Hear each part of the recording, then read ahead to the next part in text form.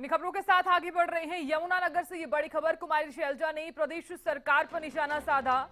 शैलजा ने कहा, प्रदेश में ना शासन है ना प्रशासन है, प्रदेश में सीएम बदलने से कोई लाभ नहीं होगा, बीजेपी की स्थिति बहुत खराब है। तो शैलजा ने कहा, बीजेपी ने लोगों को निराश किया है। तो शैलजा ये तमाम बातें साझा करती हुई नजर आई हैं और इसी के साथ ही प्रदेश सरकार पर निशाना साधते हुए कह रही हैं कि बीजेपी की स्थिति जो है वो बहुत खराब है।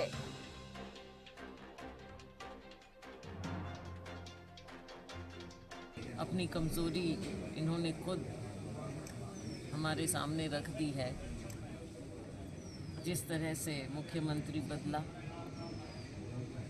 आज के दिन भी ना नए मुख्यमंत्री को ये मुख्यमंत्री मान रहे हैं, पुराने मुख्यमंत्री अपनी जगह खो चुके हैं और प्रदेश में ऐसे लगता है कि ना शासन है ना प्रशासन। हर तरह से लोगों को इन्होंने लेट डाउन। और इधर कांग्रेस के लिस्ट में देरी पर बोली है कुमारी शैलजा, कह रही हैं कि जल्द होगा कांग्रेस प्रत्याशियों का ऐलान। कई समीकरण देखने पड़ते हैं, पार्टी लीडर्स के चुनाव प्रचार में व्यवस्था के चलते देरी हो रही है। तो देखिए, जब उनसे ये पूछा गया कि आखिरकार देरी क्यों हो रही है लिस्ट में, तो उनका जवाब ये आता है कि पार्टी लीडर्स के चुनाव प्रचार में व्यवस्था के चलते देरी हो रही है।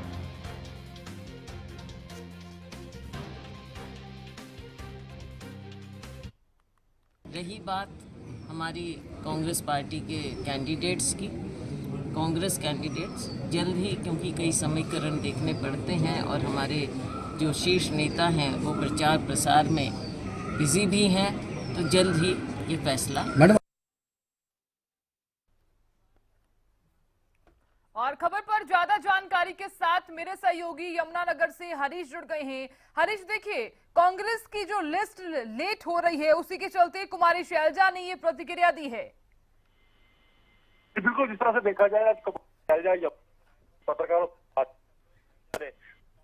है कि बहुत जल्द जो है इनके जो कैंडिडेट है उनकी लिस्ट जारी कर दी जाएगी और बहुत सारे समीकरण देखने पड़ते हैं, जिसके कारण अभी जो है लिस्ट तो बन चुकी है लेकिन बहुत जल्द जो है सामने आ जाएगी। वहीं उन्होंने भारतीय जनता पार्टी पर जो है जमकर निशाना साधा है। उन्होंने प्रधानमंत्री नरेंद्र मोदी पर भी जो है भेदभाव का आरोप लगाया और उनके जो बयान, जो उन्होंने स्पीच दी थी, उसके ऊपर भी उन्होंने जमकर प्रहार किया और कहा कि भाजपा जो है तोड़ने की राजनीति करती है जबकि कांग्रेस जो है वो जोड़ने की राजनीति करती है। वहीं शैलजा ने मौजूदा मुख्यमंत्री पर भी तंज कसा है और कहा है कि इसको तो भारतीय जनता पार्टी वाले मुख्यमंत्री मानने को तैयार ही नहीं है, जबकि मनोहर लाल खट्टर का तो वजूद ही खत्म हो चुका है। जी बिल्कुल, बिल्कुल हरीश, देखिए, यहाँ पर शैलजा ने यह भी बात कही है कि सीएम बदलने से बीजेपी को कोई फायदा नहीं होगा और लिस्ट को लेकर भी कह रही हैं कि उम्मीदवारों का ऐलान जो है वो जल्दी किया जाएगा।